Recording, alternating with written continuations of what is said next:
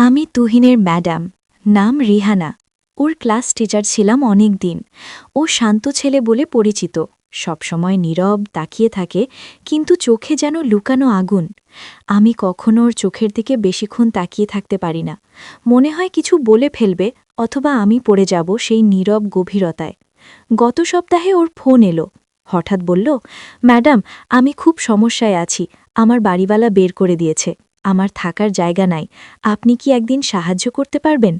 আমি অনেকক্ষণ ভেবে বললাম, ঠিক আছে তুহিন, আজ রাতে তুমি আমার বাসায় আসতে পারো। আমি শুধু মানবিক দৃষ্টিকোণ থেকেই বলেছিলাম। তখনও জানতাম না আমি কি ভুল করতে যাচ্ছি। যেদিন রাতেও এলো, বৃষ্টি পড়ছে অঝরে। দরজাটা খুলতেই দেখলাম ও ভেজা কাপড় নিয়ে দাঁড়িয়ে, চুল ঝরে পড়ছে চোখের ওপর। আমি বললাম, ভেতরে এসো। কিন্তু ও তখনও তাকিয়ে, যেন আমাকে চোখে চোখে পরখ করছে। এমনভাবে আগে কখনো দেখেনি আমাকে। আমার ঘর ছোট, আর একটা আলাদা ঘর নেই, তাই বুঝতে পারছিলাম সমস্যা হবে। তুহিন বলল, ম্যাডাম সমস্যা নেই, আমি মেঝেতে শুয়ে নেব। আমি বললাম, না, তুমি বিছানায় থাকবে, আমি পাশের সোফায় ঘুমাবো। কিন্তু ও বিনয়ের সঙ্গে বলল, না ম্যাডাম, আপনি বিছানায় থাকেন, আমি মেঝেতেই নেব। আমি জোর করিনি, কারণ ওর কথায় যেন এক অদ্ভুত আত্মবিশ্বাস, কেমন যেন প্রাপ্তবয়স্ক স্পর্শ, যেন ছাত্র না অন্য কিছু। ওর কাপড় শুকানোর জন্য দিতে বললাম। সে শার্ট খুলল ধীরে ধীরে, কিন্তু চোখ আমার দিক থেকে সরায়নি। আমি রুমের ভেতর অস্বস্তি ঘনীভূত হতে দেখলাম। আমি বললাম, তাড়াতাড়ি বদলে নাও। কিন্তু তুহিন হালকা এগিয়ে এলো আমার দিকে, খুব কাছে। আমি পেছনে সরে গেলাম। সে শুধু বলল, ভয় পান না ম্যাডাম, আমি আপনাকে সম্মান করি। আমি হাসলাম জোর করে, যেন সব ঠিক আছে। এরপর রাতের খাবার খেতে বসলাম আমরা দুজন। ওর চোখে এক ধরনের ক্ষুধা, কিন্তু সেটা খাবার না। আমার শরীর শিহরিত হচ্ছিল। আমি বারবার দৃষ্টি সরিয়ে নিচ্ছিলাম, অথচ ও তাকিয়ে থাকত নির্লজ্জ শান্তিতে। আমি জিজ্ঞেস করলাম, তোমার বাবা মা? তুহিন নিচু গলায় বলল, নেই, এখন আপনি আছেন। এই কথায় গা কেঁপে উঠল। ওর স্বরে এক ধরনের অধিকার বোধ, যা কোনো ছাত্রের কণ্ঠে থাকে না। ঘড়ির কাঁটা রাত 12 ছুঁই ছুঁই। আমি বললাম, চলো ঘুমাই। লাইট বন্ধ করতেই অন্ধকারে অনুভব করলাম ওর চোখ এখনও আমার দিকে। সে বলল, ম্যাডাম, আপনি ভয় পাচ্ছেন? আমি বললাম, না, কিন্তু গলার স্বর কাঁপছিল। আমি সোফায় শুয়ে পড়লাম, সে মেঝেতে। কিন্তু কয়েক মিনিট পরই শুনলাম শব্দ। তাকিয়ে দেখি তুহিন উঠে দাঁড়িয়ে আছে, অন্ধকারে দাঁড়িয়ে শুধু আমাকে দেখছে। আমি বললাম, কি হয়েছে? সে বলল, ঘুম আসছে না। আপনি এমন দূরে কেন আছেন? তার কণ্ঠ অদ্ভুত শান্ত, কিন্তু ভিতরে ঝড় লুকানো। আমি বললাম, দূর কি, একই রুমে তো আছি। সে বললাম, কিন্তু দূর, আপনি আমাকে বিশ্বাস করেন না। আমি কিছু বললাম না, নিঃশব্দে শুয়ে রইলাম। কিন্তু বুঝতে পারলাম ও যে খারাপ ইঙ্গিত দিচ্ছে, তা শুধু দৃষ্টিতে। আমি মাথা ঘুরিয়ে অন্যদিকে তাকালাম, কিন্তু রাত আর শেষ হতে চাইছে না। হঠাৎ তুহিন আবার বলল, ম্যাডাম, আমি কি সত্যি আপনাকে সম্মান করি, নাকি অন্য কিছু? আমি তখনও চুপ। সে একটু হাসল, সেই হাসি অন্ধকারে বোনা ভয়। আমি চোখ বন্ধ করে ভান করলাম ঘুমের, কিন্তু অনুভব করলাম সে এগিয়ে আসছে ধীরে ধীরে। শ্বাসের গরম বাতাস আমার মুখের কাছাকাছি। আমি হঠাৎ চোখ খুললাম। সে থেমে গেল, কিন্তু খুব খুব কাছে। ফিসফিস করে বলল, আপনার কাছে থাকার অনুভূতি আমার অদ্ভুত লাগে। আমি বললাম, তুহিন পেছনে যাও, এক্ষুনি। সে কিছু বলল না, শুধু ধীরে ধীরে সরে গেল। কিন্তু তার চোখে দেখা গেল আমি যে দুর্বল তা সে বুঝে গেছে। সেই রাতটা আর ঘুম হলো না আমার। আমি পরদিন সকালে উঠে দেখি তুহিন খুব স্বাভাবিক আচরণ করছে, যেন কিছুই হয়নি। সে রান্নাঘরে দাঁড়িয়ে বলল, ম্যাডাম, আমি নাস্তা বানিয়ে রেখেছি। আমি অবাক, এই দুমুখ স্বভাব কেন? খাবার খাওয়ার সময় হঠাৎ সে বলল, আপনি ভয় পাবেন না, আমি কিছু করব না যতক্ষণ না আপনি চান। এই বাক্যটাই লুকিয়েছিল ভয় এবং আমন্ত্রণ একসাথে। আমি বুঝলাম খেলাটা ও চালু করেছে, এবং আমি সেই খেলায় জানতেও না জানাতে অংশ নিয়ে ফেলেছি। সে আবার তাকালো দীর্ঘক্ষণ নীরবে, এবং আমি বুঝলাম ওর সেই নীরব দৃষ্টি হচ্ছে সবচেয়ে বিপজ্জনক ইঙ্গিত, যা কোনো শব্দের চেয়েও গভীর। সেদিন আমি তুহিনকে বললাম, আজই নতুন থাকার জায়গা খুঁজে নাও। কিন্তু সে শান্তস্বরে বলল, পাবো না এত তাড়াতাড়ি। আর আপনি কি চান আমি রাস্তায় থাকি? আমি মাথা নেড়ে না বললাম, কারণ শিক্ষক হিসেবে এটা আমার কাছে নিষ্ঠুর শোনাচ্ছিল। অথচ মনের কোণে যে ভয়ে ঘাপটি মেরেছিল, তা যেন হাসছে। রাতে আবার বৃষ্টি নামে, তুহিন ভিজে আসে। সে বলল, ম্যাডাম, আমার ফোন নষ্ট হয়ে গেছে, বাইরে খুব ঝড়, আমাকে আবার থাকতে দেবেন? আমি কিছু বলতে পারিনি। সে ভিজে শরীর নিয়ে রুমে ঢুকতে ঢুকতে বলল, ম্যাডাম, আপনি জানেন আমি আপনার প্রতি কেমন অনুভব করি? আমি চমকে উঠলাম, বললাম, তুহিন থামো, তুমি ভুল ভাবছ। সে বলল, ভুল কি ম্যাডাম? অনুভূতি কি ভুল হয়? আপনি যদি শিক্ষক হতেন আর আমি ছাত্র, তাহলে কি আমার এই অনুভূতির জন্ম হতো না? আমি বললাম, আবেগ আর দায়িত্ব এক না।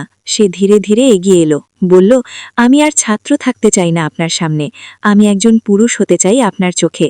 আমি পিছিয়ে যাওয়ার চেষ্টা করলাম, কিন্তু দেয়ালেই গিয়ে ঠেকলাম। সে হাত তুলে দেয়ালের উপর রাখল, একদম আমার মুখের কাছে। আমি শ্বাস নিলাম অস্থিরভাবে, বললাম, তোমার সাহস বেড়ে যাচ্ছে। সে এক ফোঁটা না হাসলেও তার চোখে একটা ঝলক, অন্ধকারের শিকারীর চোখের মতো। বলল, আসলে এটা সাহস না ম্যাডাম, এটা টান। আমি আপনার কাছ থেকে এটা লুকাতে পারি না। আবার আপনি সামলে নিলেন নিজেকে, বললেন, আজ তুমি বিছানায় শুয়ে থেকো, আমি সোফায়। সে কোনো প্রতিবাদ করল না, কিন্তু মুখে সেই রহস্যময় নীরবতা। রাতে হঠাৎ আমার ঘুম ভেঙে যায়। দেখি তুহিন বিছানা ছেড়ে উঠে গিয়ে আয়নার সামনে দাঁড়িয়ে নিজের দিকে আর আমার দিকে পাল্টে পাল্টে তাকাচ্ছে। আমি বললাম, কি করছো? সে আস্তে বলল, আপনি জানেন ম্যাডাম, রুমের আয়না কখনো মিথ্যে বলে না। আয়না দেখায় কে কাকে কতটা চায়। আমার গলা শুকিয়ে ফেললাম। সে ধীরে ধীরে ঘুরে দাঁড়ালো, বলল, আপনি আমাকে ভয় পান, আবার আমাকে থামাতেও চান না। এই দ্বিধা আমাকে পাগল করে দিচ্ছে।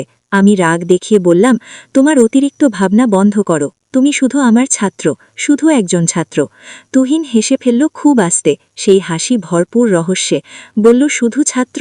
আপনি যদি সত্যিই তাই ভাবতেন, তাহলে আমাকে প্রথম রাতে আপনার ঘরে জায়গা দিতেন না? আপনার চোখ অন্য কথা বলে, আপনি লুকিয়ে রাখেন, কিন্তু আমি বুঝি ম্যাম। আপনি অনুভূতি থেকে পালান, কারণ আবেগ আপনাকে হার মানিয়ে দেয়, আর আপনি হারতে ভয় পান। আমি মাথা ঘুরিয়ে অন্যদিকে তাকালাম। সে আবার বলল, আজ আমি কিছু বলবো না, আপনি শুধু সত্যটা ভাববেন। সত্যি আপনি আমাকে শুধু ছাত্র ভাবেন? যদি তাই হয়, তাহলে এই রাতের পর আমায় থামিয়ে দেবেন, কিন্তু কিছু বলবেন না আমাকে। আমি নিজের মতোই চলে যাব। আমি নীরব, কিন্তু ভিতরে অস্থিরতা বাড়ছে। রাতে আমরা নীরবে খাবার খেলাম, তারপর লাইট বন্ধ হলো। ঘরের মধ্যে শুধু আমাদের নিঃশ্বাস। আমি ঘুমানোর ভান করছিলাম। হঠাৎ শুনলাম সে উঠে দাঁড়ালো, বিছানার পাশে আসলো, খুব কাছে দাঁড়িয়ে আছে, কিন্তু হাত বাড়ায়নি, যেন থেমে গেছে কোনো অদৃশ্য সীমারেখায়। আমি চোখ খোলার ভয় পাচ্ছিলাম। সে ধীরে ধীরে বলল, আপনি কি সত্যি চান আমি চলে যাই? যদি চান বলুন, আমি যাব, কিন্তু যদি খানিকটা হলেও চান আমি থাকি, তাহলে আজ কিছু বলবেন না। আমি শ্বাস আটকে ফেললাম। আমি বুঝলাম এটা পরীক্ষা, প্রত্যাখ্যান না হলে সে চলবে আরও এক ধাপ। কিন্তু আমি কথা বললাম না। নীরবতা আমার মুখ দখল করে নিল। তুহিন দাঁড়িয়ে রইল অন্ধকারে, তার চোখ যেন জ্বলছে। শেষে সে ধীরে ধীরে আবার গিয়ে শুয়ে পড়ল, কিন্তু শোয়ার আগে সেই ভয়ঙ্কর শান্ত কণ্ঠে বলল, আপনি কিছু বলেননি, মানে আপনি আমাকে থামাতে চাননি। আমি পাথর হয়ে শুয়ে রইলাম। সকালে চোখ খুলেই দেখলাম তুহিন চায়ের কাপ হাতে দাঁড়িয়ে, খুব স্বাভাবিক। সে বলল, ঘুমালেন? আমি কষ্টের হাসি দিলাম, বললাম, তুমি আজ সন্ধ্যায় বাসা খুঁজে নেবে। সে মাথা নেড়ে বলল, ম্যাম, আপনি যা বলবেন আমি পালন করব, শুধু একটা কথা বলবেন কি, গতরাতে কেন থামালেন না আমায়? আমি রেগে গেলাম, বললাম, কারণ আমি তর্ক করতে চাই না। সে কাছে এসে বলল, আপনি তর্ক থেকে পালান না ম্যাম, আবেগ থেকে পালান। আপনার চোখে আমি কি দেখি জানেন? একাকিত্ব। আপনি রাত নামলে ভেঙে পড়েন, আর আমি সেই ভাঙা জায়গাটা দেখেছি। শিক্ষক হওয়া যতটা শক্তির, তার থেকেও বেশি ভেঙে পড়ার। আপনি সেটা লোকান। আমি মাথা ঘুরিয়ে বললাম, তোমার কল্পনা খুব বেশি। সে খুব আস্তে বলল, আমার কল্পনা না ম্যাম, আমার অনুভূতি। আপনি তা স্বীকার করেন না, কিন্তু পালানো না। আমি কয়েক সেকেন্ডের জন্য থমকে রইলাম। তুহিন হঠাৎ বলল, আজ আমি দেরিতে ফিরব, বাসা দেখতে যাচ্ছি, আপনি রেস্ট নিন। সে বেরিয়ে গেল, আর আমি সেই প্রথমবার নিজের ঘরে অদ্ভুত শূন্যতা অনুভব করলাম, যেন ওর উপস্থিতি ভয় নয়, বরং অভ্যাস হয়ে উঠছিল। সন্ধ্যা নামল, বৃষ্টি এলো। আমি দরজার দিকে তাকিয়ে আছি, কেন জানি না। 9টা বাজল, 10টা বাজল, সে এলো না। ফোন নেই, খবর নেই। আমি অস্থির হয়ে উঠলাম। নতুন বাসা পেলে খুশি হওয়া উচিত ছিল, কিন্তু আমি অদ্ভুত অস্বস্তিতে ভুগছি। বিদ্যুৎ আবার চলে গেল। আমি মোম জ্বালালাম, ঠিক তখন দরজায় নরম নখ। আমার নিঃশ্বাস কেঁপে উঠল। দরজা খুলতেই দেখি তুহিন ভিজে শরীর, চোখে সেই আগের চেয়ে আরও গভীর দৃঢ়তা। সে কিছু না বলে ভেতরে ঢুকল। আমি বললাম, বাসা দেখলে? সে শুধু বলল, দেখেছি, কিন্তু থাকব না। আমি প্রশ্ন করলাম, কেন? সে একটু থেমে তাকিয়ে বলল, কারণ আমি কোথাও এতটা প্রয়োজনীয় নই যতটা এখানে আপনার কাছে। আমি চুপ। সে জানালার পাশে দাঁড়িয়ে বলে উঠল, আজ একটা জিনিস ক্লিয়ার করব ম্যাম, আপনি সত্যি আমাকে ঠেলে দূরে দিতে চাইলেই আজ রাতেই দেবেন, না হলে আর কোনোদিন দূরে যেতে বলবেন না। আজ সিদ্ধান্ত আপনার। আমি আবার সেই অদৃশ্য প্রতীক্ষার মুখোমুখি হলাম। মনে হচ্ছিল আমি কথা বললেই ভবিষ্যৎ বদলে যাবে। সে ধীরে ধীরে এগিয়ে এলো, কিন্তু স্পর্শ করল না। শুধু বলল, আপনি শুধু ছাত্র শিক্ষক ভেবেই নিজেকে আটকে রেখেছেন, অথচ অনুভূতি কাজ করে অন্য নিয়মে। আপনার চোখ আমাকে চেয়েছে, আপনার নীরবতা আমাকে ডেকেছে। আপনি ভয় পেয়েও আমাকে থামাননি, তাই আপনার দোষ নয় যদি আজ সত্যি সামনে আসে। আমি অনুভব করলাম সেই ভয় আবার শরীর ছুঁয়ে যাচ্ছে, কিন্তু ভয়টা আর শুধু ভয় নয়, তার ভিতরে টান আছে, নিষিদ্ধতা আছে, আর সেই নিষিদ্ধ অনুভূতি বড় ভয়ঙ্করভাবে আকর্ষণীয়। তুহিনকে আমি সামনে পেয়েছে, এতটা কাছে আগে কখনো পাইনি। মনে হচ্ছিল আমাদের মাঝে থাকা বাতাসও থমকে গেছে। সে বলল, আপনি যদি এখনও আমাকে ছাত্র ভাবেন তাহলে দূরে সরিয়ে দিন, আমি বাধা পাইলে থেমে যাব। কিন্তু যদি আপনার শরীর বা মন একটুখানিও হলেও চায় আমি থাকি, তাহলে আজ আপনার নীরবতাই হবে আমার উত্তর। আমি বুঝলাম সে আমাকে স্পর্শ করছে না, শুধুই আমার অনুমতির অপেক্ষায়।